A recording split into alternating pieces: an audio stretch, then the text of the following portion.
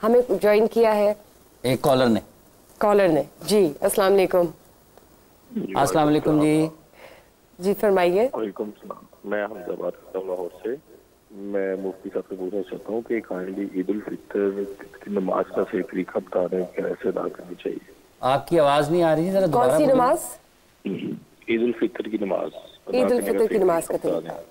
ठीक हो गया जी, बहुत बहुत शुक्रिया। बिस्मिल्लाहिर्रहमानिर्रहीम। देखें, जहाँ तक ईद की नमाज के तरीके का ताल्लुक है, तो जब आपने मस्जिद में जाना है तो मेरा ख्याल है इमाम साहब वहाँ पे इस चीज़ को तफसीली बयान कर देते हैं। फिर भी मैं शॉर्टकट करके बता देता हूँ कि इसके अंदर ना जो तकबीरात हैं वो वाजिब हैं, और बाज़ ने इसको सुन्नत मुअक्कदा भी लिखा और बाज़ ने इसको वाजिब भी लिखा। ताहम आप ये याद रखें कि कोई भी चीज़ हो जो रसूलुल्लाह सल्लल्लाहु अलैहि वसल्लम से मनकूल हो, उसको पढ़ना चाहिए। एक सहाबी रसूल है, उन्होंने जब वित्रों की नमाज के हवाले से बात की गई तो उन्होंने कहा रसूलुल्लाह सल्लल्लाहु अलैहि वसल्लम पढ़ते हैं तो मैं इसी वजह से पढ़ता हूँ। बहरहाल तरीका इसका ये है कि आपने नियत करनी है, और नियत के अंदर आप या तो दिल में नियत कर लें कि मैं ईद की नमाज की नियत करता हूँ, या फिर कुरान मजीद फुरकान हमीद की जो आयत इन्नी वज्जहतु वजहिया लिल्लज़ी फ़तरस्समावाति वल अर्ज़ हनीफ़न वमा आना मिनल मुशरिकीन, या फिर आखिर में आप पढ़ लें वमा आना मिनल मुशरिकीन की जगह आप पढ़ लें वा आना मिनल मुस्लिमीन।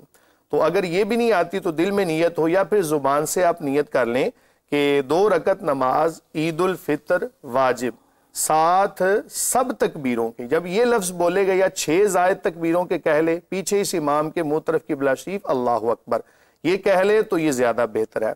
अब आपने करना यह है जनाब, पहली तकबीर आपने उस वक्त हाथ उठाने हैं कानों तक, और उसको आपने, ये मैं आपको जो तरीका बता रहा हूँ ये हज़रत अब्दुल्ला इब्न मसऊद रदी अल्लाह ताला अन्हु आप का जो मसलक कह लें या आपका जो तरीका जो उन्होंने रसूलुल्लाह सल्लल्लाहु अलैहि वसल्लम से रिवायत फरमाया, जिसको फ़िक़्ह हनफ़ी के मुताबिक कहा जाता है, ये वो तरीका बता रहा हूँ। बहरहाल आप अपने अपने मसालिक के मुताबिक अमल कर सकते हैं।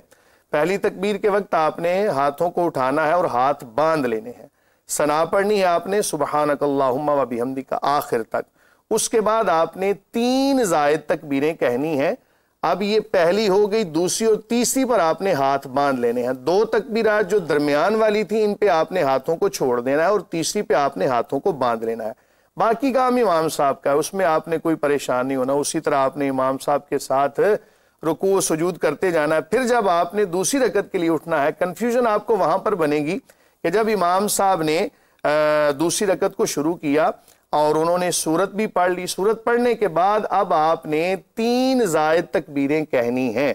अब पहली तकबीर कही, दूसरी और तीसरी और चौथी के ऊपर जब वो कहेंगे चौथी तकबीर, तब आपने रुकू के अंदर चले जाना। ये जो 6 ज़ायद तकबीरात हैं इनके अंदर आपने याद रखना है कि हाथों को कानों तक उठाना है और हाथों को छोड़ देना है, और आखिरी तकबीर जब हो पहली रकत में या दूसरी रकत में, फिर आपने रुकू में जाना है दूसरी रकत में, और पहली रकत में आपने हाथों को बांधना है। बाकी इसी तरह बाकी इमाम साहब आपको बता देंगे, और कोशिश करनी चाहिए इस तरीके को ना अच्छे तरीके से समझ के जाना चाहिए। बिल्कुल। अल्लाह ताला आलम बिस्सवाब।